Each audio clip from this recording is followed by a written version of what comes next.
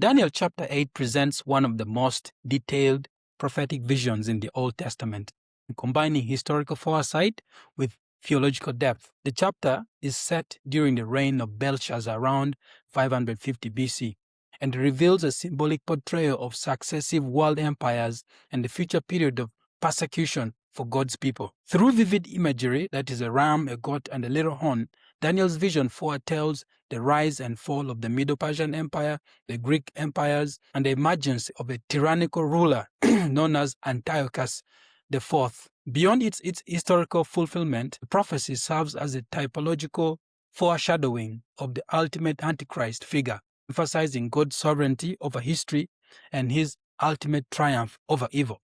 Let's begin with the setting of this vision. Daniel received this vision in the third year of Belshazzar's reign, a time when Babylonian Empire was nearing its collapse. The Persian ruler Cyrus was consolidating power, signaling a major political shift in the ancient world. Daniel was an elderly statesman, and he was given this revelation as reassurance that God's people would endure the coming upheavals.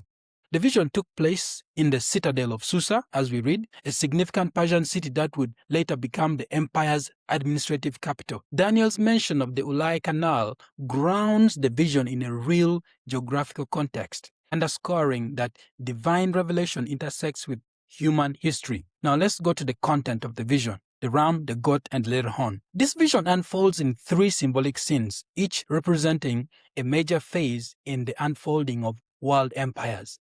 We start with the ram in verses 3 and 4. Daniel first saw a ram with two horns, one longer than the other, charging west, north, and south. The angel Gabriel later identified this ram as the Medo-Persian Empire. The uneven horns symbolize the dual nature of the empire, Media and Persia, with Persia eventually surpassing Media in strength. The ram's unstoppable advance reflects Persia's dominance over vast territories, including Babylon, Egypt, and parts of Asia Minor. This image captures the empire's expansionist power and its role in shaping the ancient world. Now we go to the goat in verses 5 to 8. Daniel saw a swift goat coming from the west, symbolizing the Greek Empire under Alexander the Great. The goat's single prominent horn represents Alexander himself. His rapid conquests, how he defeated Persia in just a few years, are depicted by the fact that this goat is moving without touching the ground. However, at the height of his power, Alexander died suddenly in 323 BC, and his empire was divided among four generals known as the Diadochi. These four prominent horns represent the kingdoms of Macedonia, Thrace, Syria, and Egypt, which emerged from the fragmentation of Alexander's empire. Now we go to the little horn in verses 9 to 14. From one of these four divisions arose a little horn, symbolizing Antiochus IV Epiphanes, ruler of the Seleucid Empire. Initially significant, Antiochus gained power through deceit and political manipulation. He expanded this control southward toward Egypt, eastward toward Persia, and toward what is called the Beautiful Land, which refers to Palestine. His reign brought severe persecution upon the Jews, including the desecration of the Jerusalem temple. Antiochus halted daily sacrifices erected at the altar of Zeus and forced Jews to abandon their faith. His atrocities are recorded in 1st and 2nd Maccabees, including mass executions and the destruction of sacred texts. The vision also mentions the cessation of the daily sacrifice and the desecration of the sanctuary because of rebellion. This likely refers to both the sins of the unfaithful Jews and to Antiochus' own transgressions. The period of desecration would last 2,300 evenings and mornings. Scholars debate now whether this represents 1,150 days, counting each morning and evening sacrifice, or 2,300 full days. The later interpretation, spanning about 6 years, aligns with the historical period from the murder of the high priest Onias III in 170 BC to the temple's rededication under Judas Maccabeus in 164 BC, an event which is commemorated in the Jewish feast of Hanukkah. As Daniel struggled to understand the vision, he encountered a divine figure, the angel Gabriel, who was commanded to explain the meaning of this vision. Gabriel clarified that the vision concerned the time of the end, not necessarily the time the end of the world, but the end of the period of persecution under Antiochus. Yet Antiochus' character and actions also serve as a prophetic type of the future Antichrist. In verses 15 to 18, Daniel's fear and physical collapse before the divine presence highlight the vision's gravity. Gabriel addressed him as Son of Man, emphasizing his human frailty. The angel explained that the vision pertained to a future time of wrath. God's indignation would be poured out upon rebellious Israel and its oppressor. And we find the explanation in verses 19 to 26. Gabriel identified the ram as the Medo-Persian Empire and the goat as Greece, with its first king being Alexander the Great. The four horns represent the four kingdoms that succeeded him. From one of these would arise a fierce and cunning king, whom we know as Antiochus IV, who would gain power not by his own strength, implying some kind of satanic influence. His reign would bring destruction upon the mighty men and the holy people, referring to Jewish leaders and faithful believers. Antiochus' arrogance and blasphemy reached their peak when he exalted himself as God manifest and demanded worship. Yet his end would come not by human power. Historical accounts confirm that Antiochus died in 163 BC from disease and despair after military defeat, fulfilling the prophecy that his death would not result from human hands. Gabriel concluded by affirming the truth of the vision and instructing Daniel to seal it up for future generations, ensuring its preservation for those who would witness its fulfillment. Now let's talk about Daniel's reaction. The vision left Daniel physically and emotionally exhausted.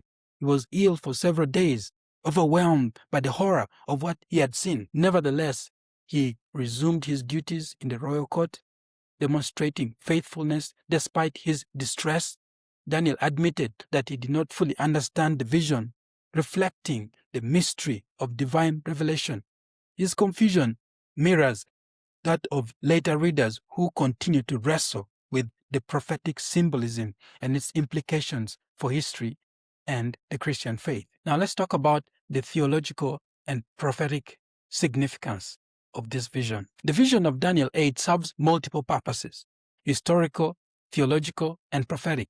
Historically, it prepared the Jewish people, for the persecutions under Antiochus IV, assuring them that God remained sovereign and that deliverance would come. Theologically, it reveals God's omniscience and control over world empires. Empires rise and fall according to his plan, and even the most powerful rulers operate within his divine timetable. Prophetically, Antiochus IV prefigures the final Antichrist, whose future reign will mirror Antiochus' cruelty and blasphemy. The parallels between the two are striking. Both begin insignificantly but rise to greater power. Both are characterized by arrogance, deceit, and persecution of God's people. Both exalt themselves against God and desecrate what is holy, and both prosper temporarily but are destroyed by divine intervention, not human hands. Through this typology, Daniel bridges historical prophecy and eschatological expectation, warning believers of future tribulation while affirming that God's justice will ultimately prevail. This chapter also portrays the frightening potential of human evil, especially when concentrated in the power of the state. This theme echoes in earlier biblical events such as the Tower of Babel, where human ambition threatened divine order. The earliest Christians living under the Roman Empire understood this danger well, as did Jesus himself when he stood before Pontius Pilate. Daniel's vision thus serves as a timeless warning about the corrupting influence of unchecked political power. Yet amid this darkness, Daniel chapter 8 offers hope. The prophecy assures believers that there is an appointed time of the end. Verse 19. History is not random. It unfolds according to God's predetermined plan. The phrase, "no human hand," in verse 25 underscores that deliverance from evil will not come through human effort, but through divine intervention. God alone redeems, rescues, and restores his people, even in death.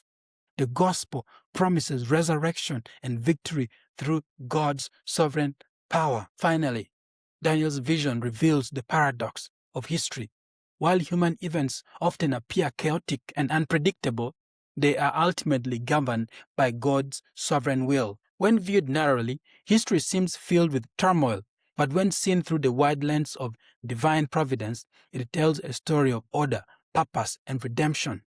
Daniel chapter 8 thus stands as both a historical testament and a spiritual reminder that God's purposes will triumph over human pride and evil. For you and me today, Daniel 8 remains a powerful reminder that though evil may flourish for a time, it will ultimately be broken, not by human hands, but by the hand of God Himself.